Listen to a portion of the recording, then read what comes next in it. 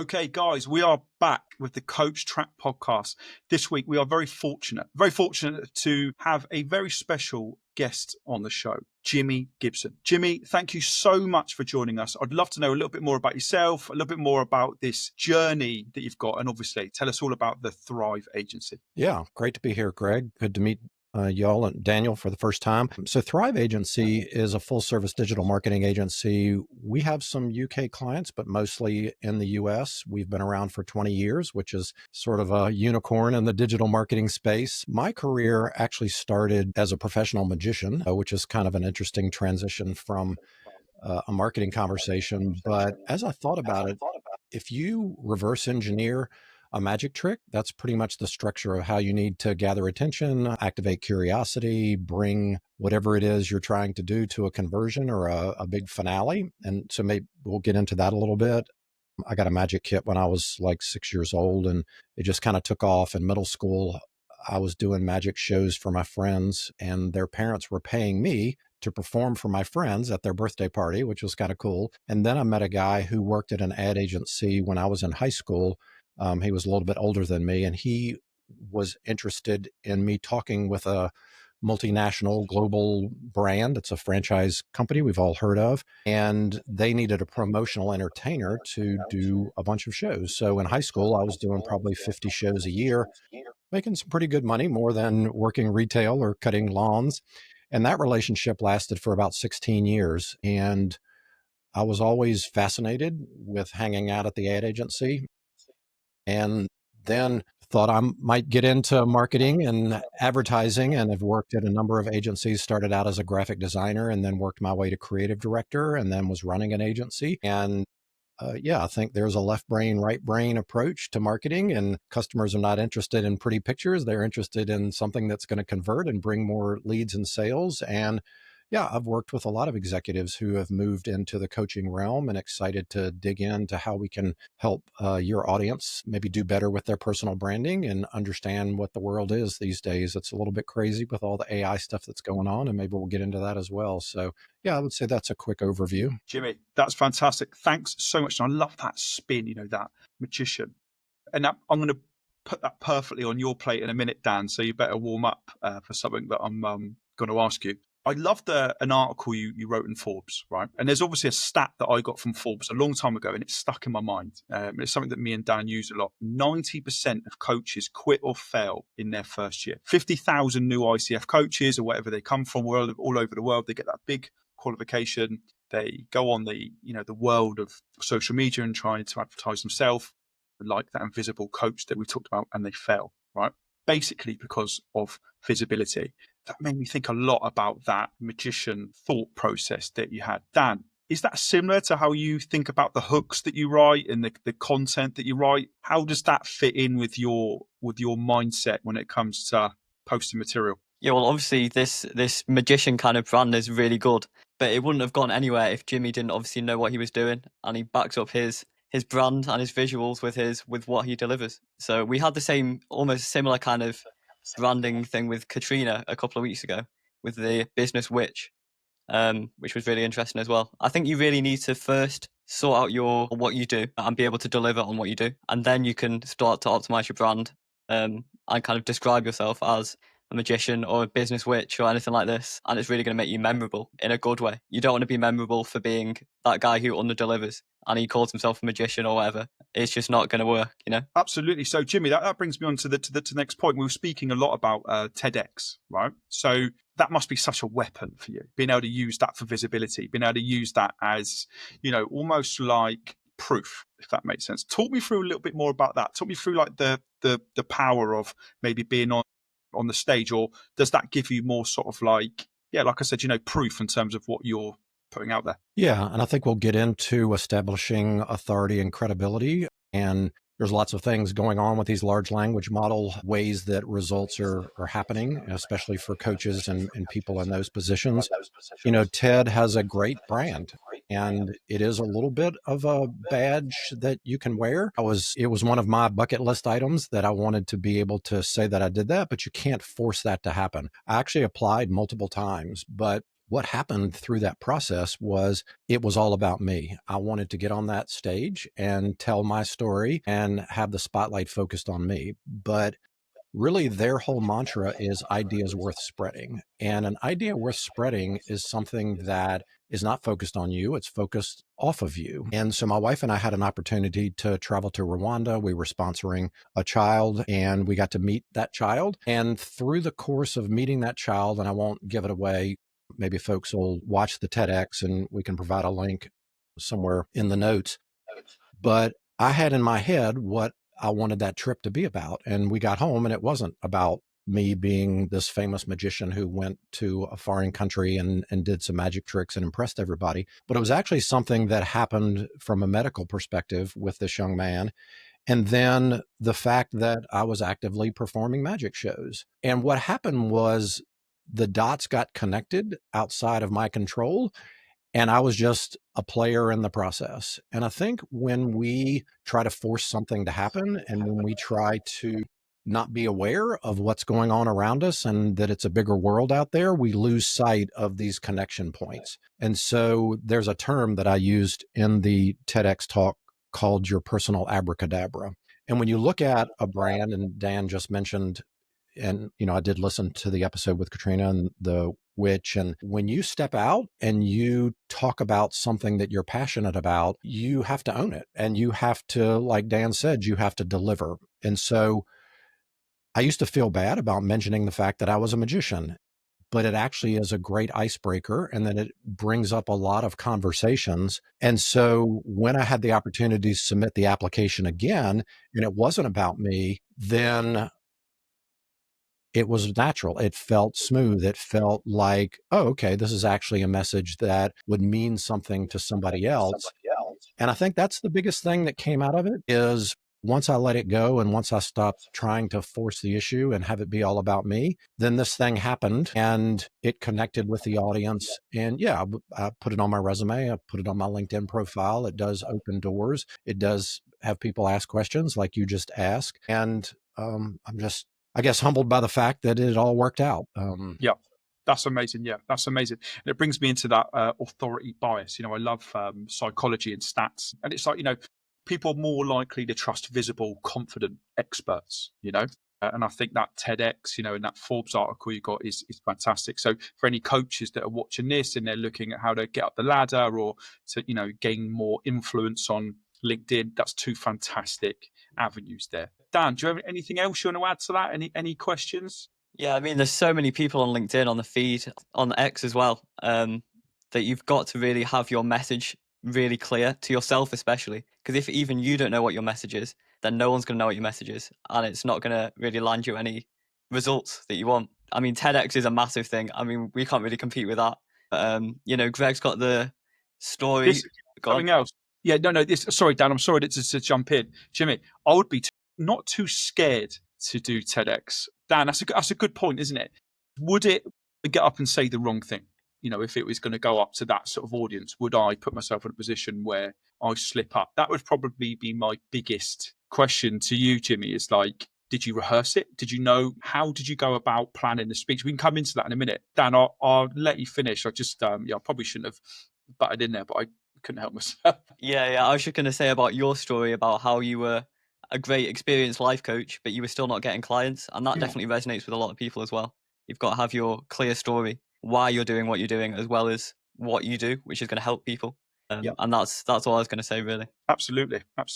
I've got a good question for you, Jimmy. Now, it's more like, have you heard of the mere exposure effect? So it's that way that the more that people see you, the more they trust you. Yeah. So you've got the TEDx, you've got the Forbes. Tell us a little bit more. Like, what else do you tell us about some of these other weapons that you've got in your arsenal? Well, there is an effect that you've just mentioned. The people who are more visible tend to be more trusted. We probably have people show up in our feeds on our various social profiles. Sometimes it's not the most qualified person, but they are out there and they're putting themselves out there. And so I had this strange relationship with social media that I just didn't want to add more to the trash pile that was out there. And I was not creating online. And anytime that I have a strong opinion about something, I tend to ask myself, well, where did that opinion come from? I think it can be imposter syndrome. You don't think that this is good enough for anybody else to learn from. But then you also look at maybe some of the other information that's out there and you think, well, I wouldn't say it that way, but what right do I have to say that if I'm not the one contributing to a better message, right? And so I enrolled in a cohort. I know y'all have a cohort. I think they're wonderful. That I had to launch 30 pieces of content in 30 days, so one every day. Well, what ended up happening from that is I continued to do that. That turned into a podcast that I did and delivered every week for a year. That was a phase. I may bring that back. But once you step out of your comfort zone and realize that people need to hear what you have to say, and we might talk about my 5-finger method for content creation, because I think it can get people off of go and allow them to really be passionate about what they need to talk about and how they can help other people, which is basically the coaching career, right? So I would say I was the only person at Thrive who was championing for being that voice. I submitted articles to Forbes. I'm now writing for Entrepreneur. When people were not interested in being on a podcast, I said, I'll do it. And so the owner actually came to me back in October and said, you seem to like this. I'd like for you to be the face of the company. And so through that process of just doing what you enjoy and sharing, now that didn't start the minute he asked me, that started 18 months before, right? And so if you want to be considered for opportunities, if you're in a larger organization, if you are wanting to land that bigger client, you've got to think, you've got to dig the well before you get thirsty. And so I don't want to go down a whole list of things related to resume items or things like that, but I think you just have to have a mindset of stepping into the uncomfortable, being okay with being bad. And there's a state where you cross a threshold. It's called the liminal state. And that's a very uncomfortable place to be. And, you know, in classic story structure, it's where the hero is called to adventure and they refuse the call. A guide shows up and then they cross that threshold into the unknown. And that's a scary place to be, which is why a cohort works great. So congrats for y'all doing that.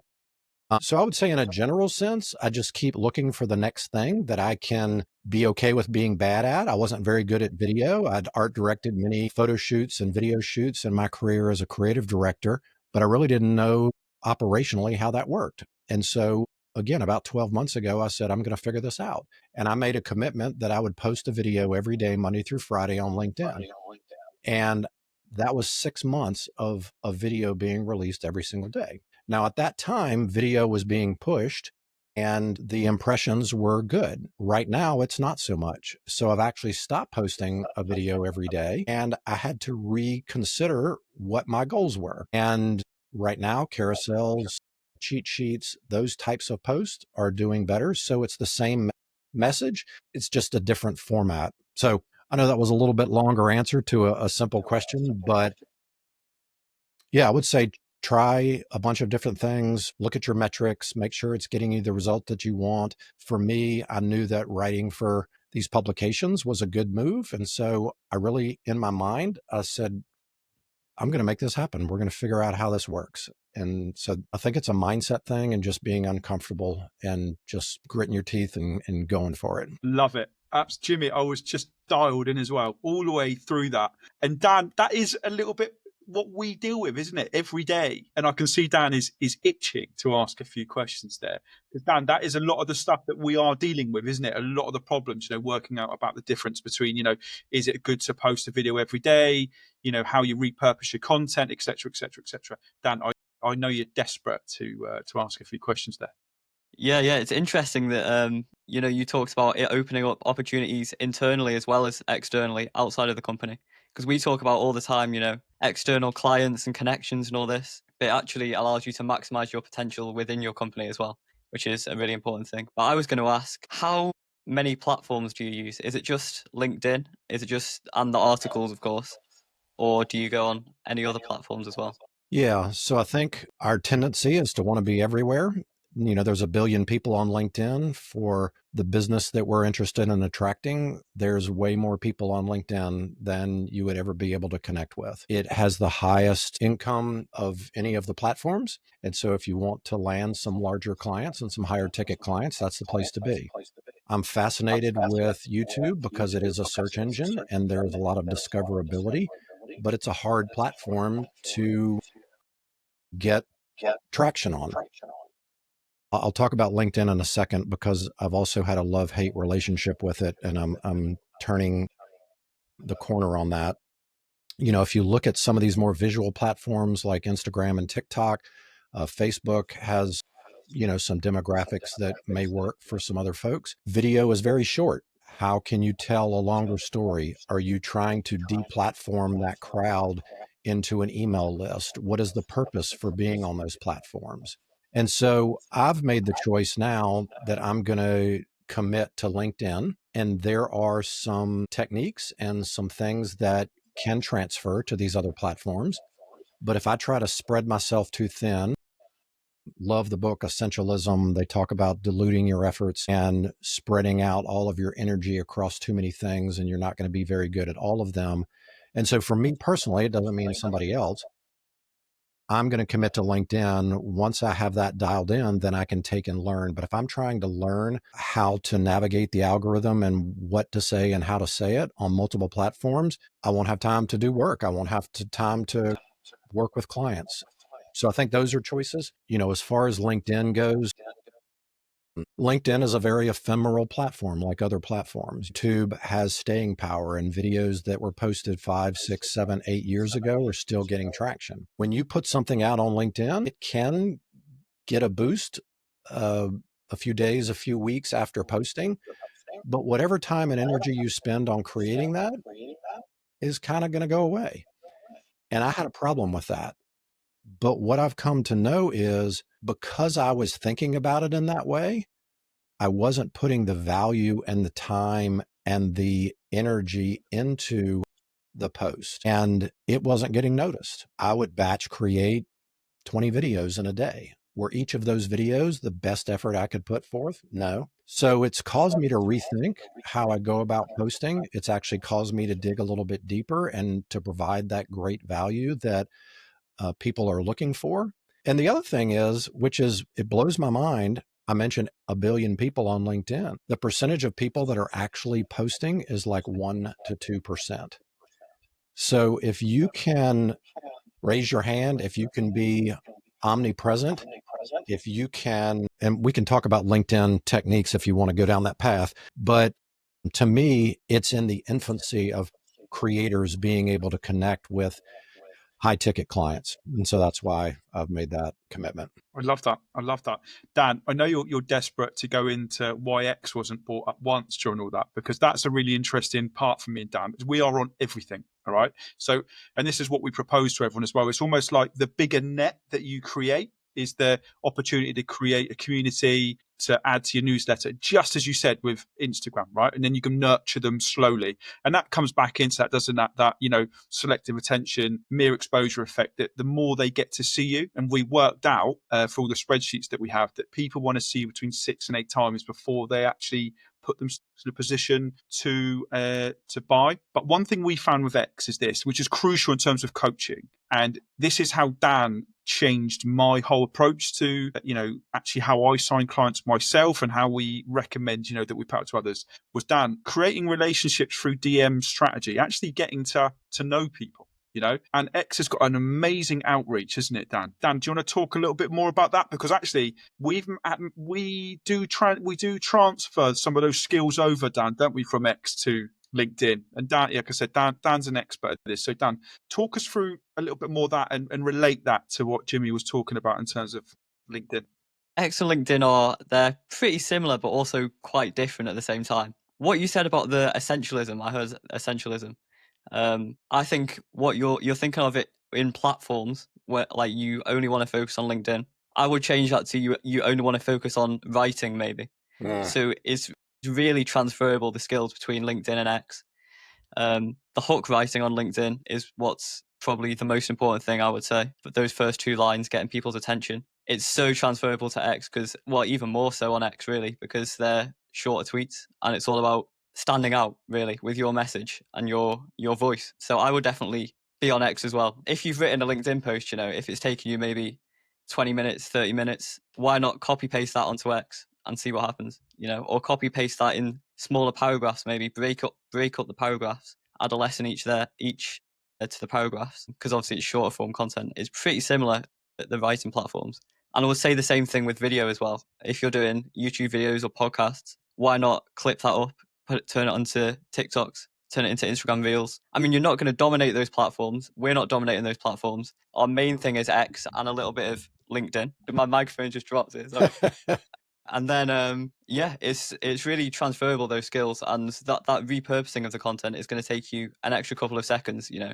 So it's definitely worth your time, I would say. That's what I'd say there. Yeah. I picked up, Jimmy, I'll just step in. One interesting thing that I picked up on was time, that you're worried about actually spending time with your clients. And this is obviously a big thing, isn't it, for us? You know, we time block down, don't we, make sure that it doesn't. So we actually were able to come up with a scheduling content system to repurpose. So that one video we could put out, Dan, couldn't we, 6-7 times or whatever it was. There are so many tricks. Again, you know, let's just go on to tactics. And, you know, the AI frightens me and excites me all at the same time in terms of how far you can create that outreach. And Jimmy, I guess that leads on really well, isn't it? Is this like LinkedIn rabbit hole, this area that you wanted to lead into in terms of tactics and strategy. So I'd love to know a little bit more about that. Yeah. And thanks for bringing up the content distribution approach. I don't disagree with that at all. I think, you know, from a digital marketing agency perspective and what we're actually able to do for clients, that's very time intensive. And that takes, you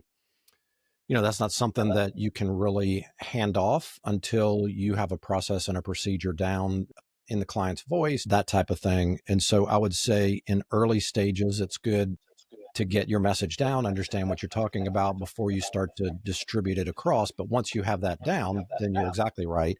Then you can slice and dice and put that on other platforms, because people have affinities to various platforms. They want to consume information in a different way. Some people want to read, some people want to be entertained. So yeah, I don't disagree. Maybe I need to sign up for Dan's X cohort and he can school me, because y'all have had some great results.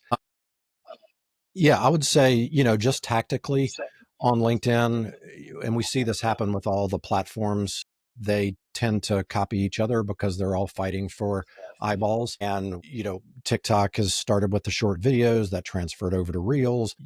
LinkedIn tried that for a while. We have shorts on YouTube. And so, again, they're all valuable for their own reasons.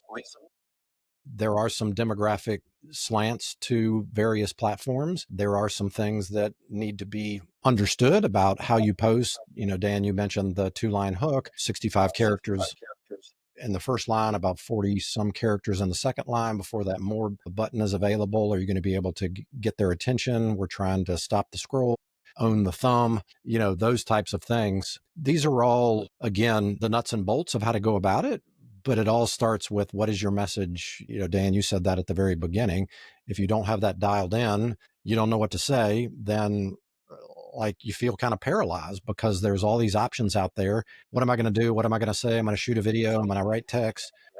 So I have a cool little thing. I call it the 5-finger method of content creation. We could go over that, and that might be helpful to folks. Love to hear about that. Let's go for it. So for those of you listening, you probably can't see my hand, but I'm holding up my left hand.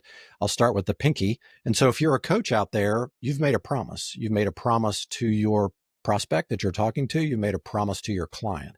It's the pinky promise that we all made on the playground, right? So you say, I swear a pinky promise, and you did not break that promise. That was a binding contract. And so what promise are you making to deliver on? And that's a great place to start, talking about what your brand is all about, where your passions are, what are you guaranteeing? Do you have testimonials? Do you have case studies? Those types of things. So the pinky promise. The next one is the ring finger. So in many places around the world, that's where you wear your wedding band. There was a legend that there was a vein that connected from that finger to your heart. They called it the venus amoris. Disproved it, but it's a cool legend. You may think that's about a promise, but it's actually about the passion. What is the passion that you bring to this engagement? Why did you get started coaching? Do you want to make a difference? You mentioned that, you know, this ridiculous figure about coaching practices that fail.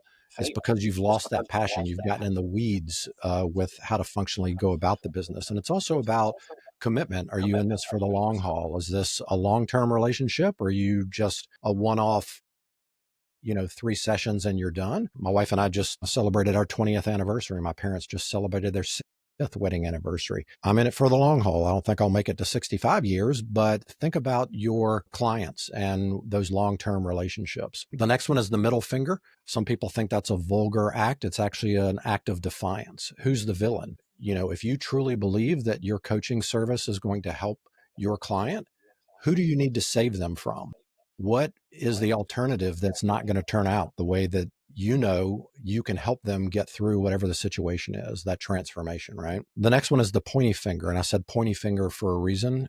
In the US during the war, there was a big campaign with Uncle Sam, and there was a poster of Uncle Sam pointing, "We want you." You have to know who you're pointing at. Who is your ideal client? What do you know about them deeply? And then when you turn your hand over, you can beckon them in with that same finger and say, "Come here. I have something that's going to change your life or transform you in some particular way." It's also the symbol for number 1, which is a singular point of focus. We talked about essentialism. So any landing page or any communication should be directed at one person. You should be solving one problem. You should have one offer that is solving and offering one solution. And the next one is the thumb. The thumb is the universal symbol for things are going great. We've also seen memes about do this, don't do that. And so thumbs down is doing things bad. But it's really about what thumbprint are you leaving? What mark are you leaving on that relationship with your client? What mark are you leaving? What legacy are you leaving in the world? I have 3 sets of twins as nieces and nephews. They can open their phones with their Face ID. They can't open it with their thumbprint. It's unique to each one of us. And so if you're stuck on creating content, you carry this hand around with you all day. You probably got 100 different content things to let people know who you are, what you're about, what you're committed to, what your core values are. And that's a great place to start. Wow.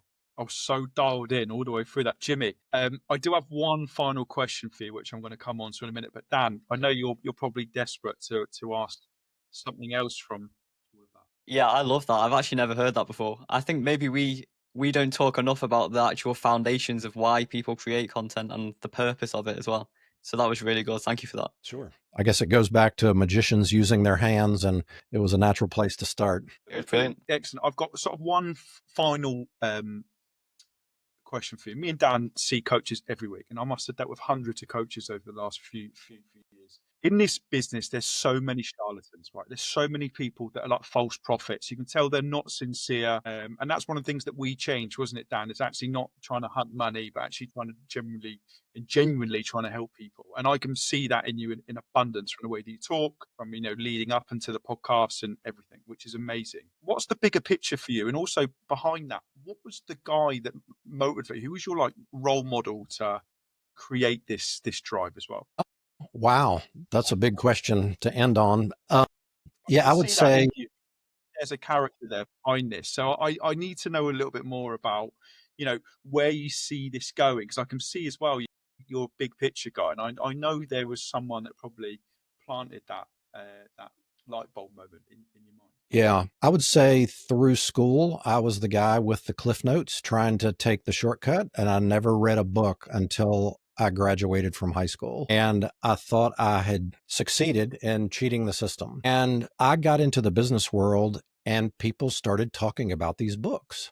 And I was like, okay, come on, that's just boring stuff. I became addicted to reading, and I would read biographies about all sorts of different people. My wife teases me because I would love to hook up an intravenous drip that would you could put a book on a drip and it could just, get right into your brain. I wouldn't say there was one particular person. I would say it's a combination of many different people. And if people have been recommending various books, then I made it a point to study that book and read that book. A lot of people were recommending the book Man's Search for Meaning by Viktor Frankl. He was in a concentration camp and he analyzed what it took to survive that situation. So I read that book. There was a photographer called I'm Possible, Jeremy Cowart, Cowart. And he talked about sending out all of his talents into the world and being able to organize people and be very prolific with his abundance.